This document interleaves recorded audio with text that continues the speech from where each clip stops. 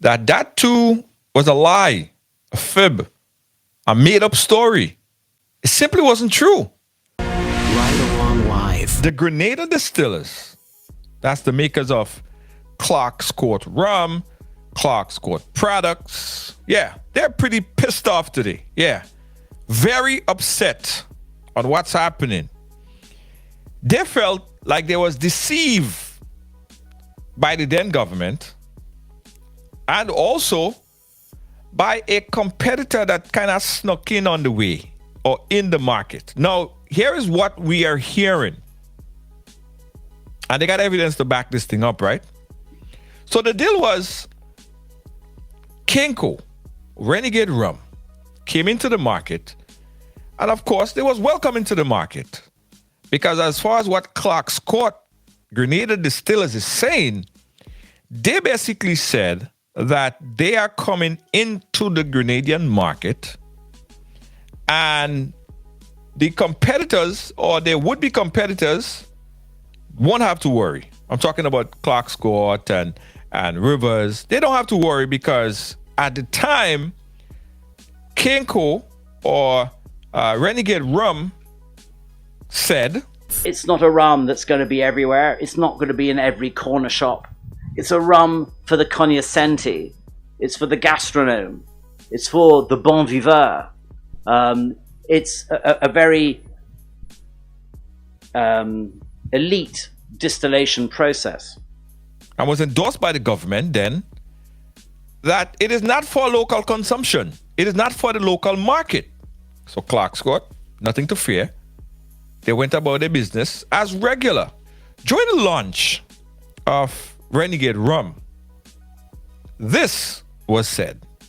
Renegade Rum will not be sold locally, but is meant for international markets to be served at high-end restaurants, hotels, and bars, and stored in the collections of some of the world's most respected rum enthusiasts. But as far as what the Grenada Distillers are saying, not so it go. They are complaining, guys, that they are starting to see the products, or they're starting to see the products on local shelves. So they are pretty pissed off. So we got a chance to meet with the general manager there, and he sort of kind of explained the whole thing to us. Take a listen. So from the beginning, when we heard that the new distillery was coming on the island, and the investors, were meant to revive fields and do what they call then a single farm origin rum that was geared for a more premium export market. We did not view it as a major challenge because we know that our market and our cultural space here, they have already appreciated and understood, what we create. But at the time when you have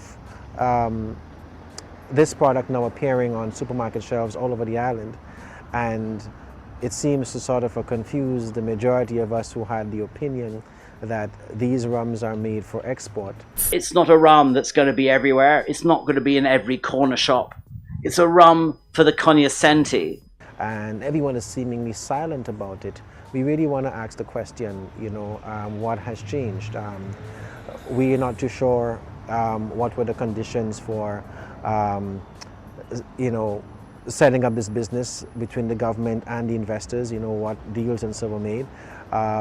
We are not really privy to that, and in some of it may not be necessarily our business per se, but based upon what was said publicly, we think we are owed some kind of explanation as to why the market has changed and why are we allowing a rum that was initially not meant to compete on the local market to now compete in the space that we operate. So that is really the question we want to pose out there and really ask, what's the next step? So the question is, who really messed up there? Was it the then government that shielded certain information or gave out certain information that they actually knew for a fact was not the truth? Was it Kenco or Renegade Rum giving out information specifically dealing with the availability of these products on the local market. But they said it, right? And the Grenada distillers and rivers believe them. Renegade rum will not be sold locally, but is meant for international markets. So here's the real kicker now. We're now hearing from reliable sources, right, that it doesn't seem that Renegade Rum, Kinco, ever had an agreement with the government of Grenada, the then government of Grenada, to not have the products available in local market. So it was a sort of disingenuous, or as Clark Scott would say, sort of a lie that was told. Clark Scott is even claiming, guys, that Renegade Rum obtained in some kind of way, shape, or form some of the key staff members of the bottling company. So one of the things that we understood at the beginning when this new project started was the fact that this company was not going to be engaging in any practices that will destabilize the existing businesses. And of course, at the time, that was quite welcome. So whether it mean things like making sure that they don't actively lobby our existing employees to join their team, or doing anything that could potentially put us in a more compromising position, let's put it that way. However, Clark Scott then realized that that too was a lie, a fib, a made-up story. It simply wasn't true, since a few of their own employees are now employed at Kinco. And we were told quite clearly at the onset that the principals in the business had no interest in destabilizing existing distilleries on the island. So what are your thoughts? Do you believe that the then government of Grenada encouraged this type of behavior? Is there an actual document to substantiate the claim that was made that they would not sell or compete in the local market? And even if, why did they give that reassurance to the general public that that was not going to be the case? Renegade rum will not be sold locally. It's not a rum that's going to be everywhere. It's not going to be in every corner shop. It's a rum for the cognoscenti.